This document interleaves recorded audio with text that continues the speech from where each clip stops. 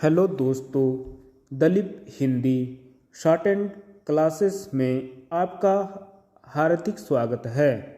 आज की डिक्टेशन 80 शब्द प्रति मिनट की गति से बोली जाएगी। यह डिक्टेशन एक दैनिक जागरण का संपादकीय डिक्टेशन है। आशुलिपिक बनने की इच्छा रखने वाले प्रत्येक व्यक्ति के लिए संपादकीय का कितना अधिक महत्व होता है। आप सभी इसे अपनी शॉर्ट हैंड लिपि में लिखकर इसका अनुवाद करें और आपने इसमें कितनी त्रुटियां की है इसे भी ध्यान में रखकर उसे सुधारने का प्रयास करें। डिक्टेशन स्टार्ट करते हैं 5 सेकंड बाद। सामंती सोच का प्रदर्शन। प्रधानमंत्री नरेंद्र मोदी ने यह कहकर कांग्रेस पर पलटवार ही नहीं किया बल्कि उसकी बोलती बंद करने का भी काम किया कि उनकी औकात तो बस सेवा करने की है।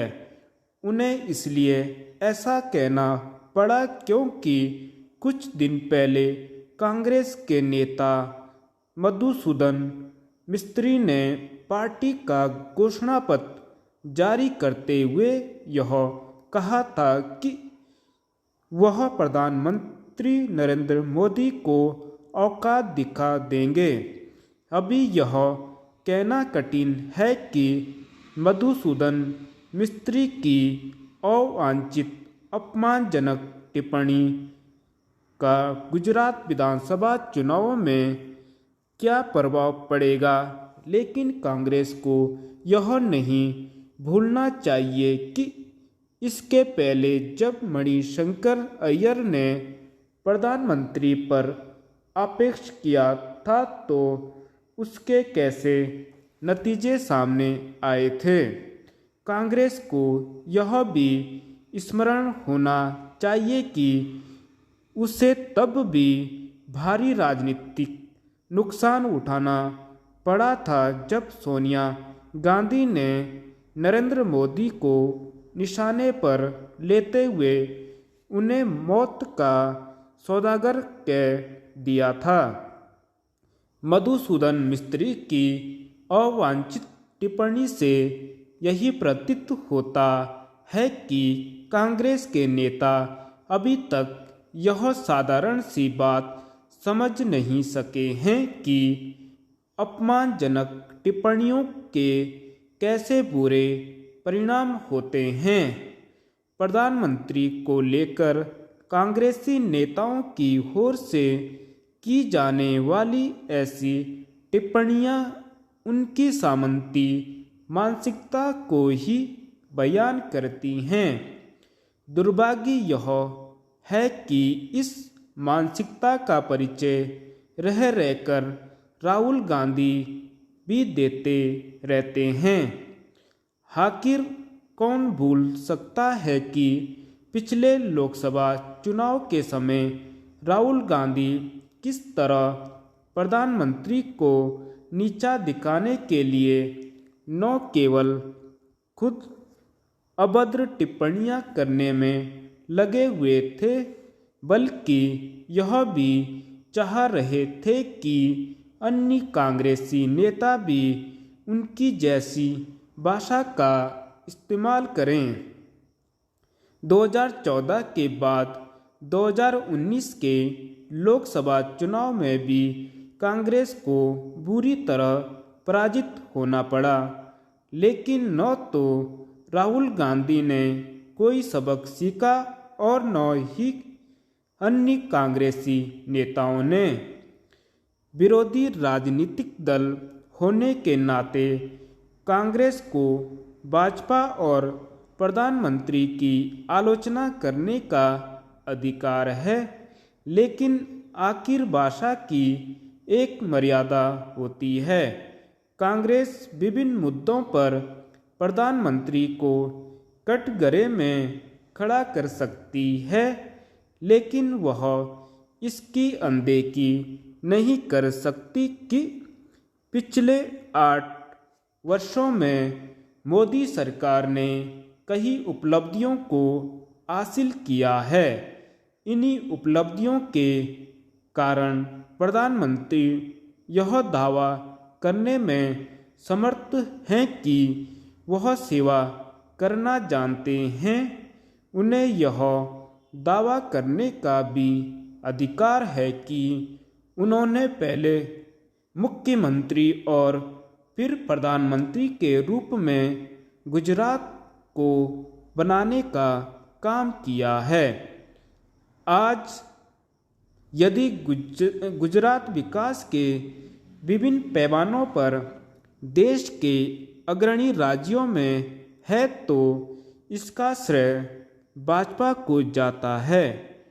कांग्रेस इस तथ्य की अनदेखी करने के लिए स्वतंत्र है, लेकिन उसे भाषा की मर्यादा का ध्यान रखना होगा। उसे यह भी समझना होगा कि प्रधानमंत्री को नीचा दिखाने वाली मानसिकता से बात बनने वाली नहीं। चिंताजनक हालात। उत्तराखंड में सड़क दुर्घटनाओं की आशंका को न्यून करने के लिए बुनियादी ढांचे को मजबूत करने की ज़रूरत है। इसके लिए वाहन चलाने के लिए आधिकारिक प्रशिक्षण की समुचित व्यवस्था जरूरी है। मौजूदा ढांचा दिखावे भर से ज़्यादा कुछ नहीं है। प्रदेश में एकमात्र सरकारी चालक प्रशिक्षण केंद्र देहरादून में संचालित हो रहा है, जो कि किसी निजी ऑटोमोबाइल कंपनी और परिवहन विभाग का संयुक्त उपक्रम है। यहाँ व्यावसायिक वाहन चालकों को प्रशिक्षण देने की व्यवस्था है, लेकिन प्रशिक्षण पाने वाले चालकों की संख्या बहुत कम है। सामान्य वाहनों के संचालन का प्रशिक्षण पाने वाले यदाकदा ही यहाँ का रुख करते नजर आते हैं।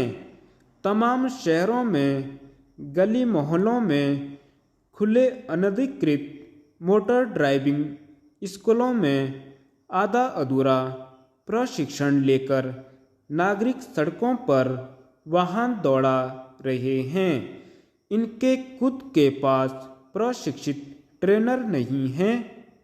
कुल मिलाकर जुगाड़बाजी से वाहन चलाना सीखे लोग दूसरों को भी प्रशिक्षित कर रहे हैं।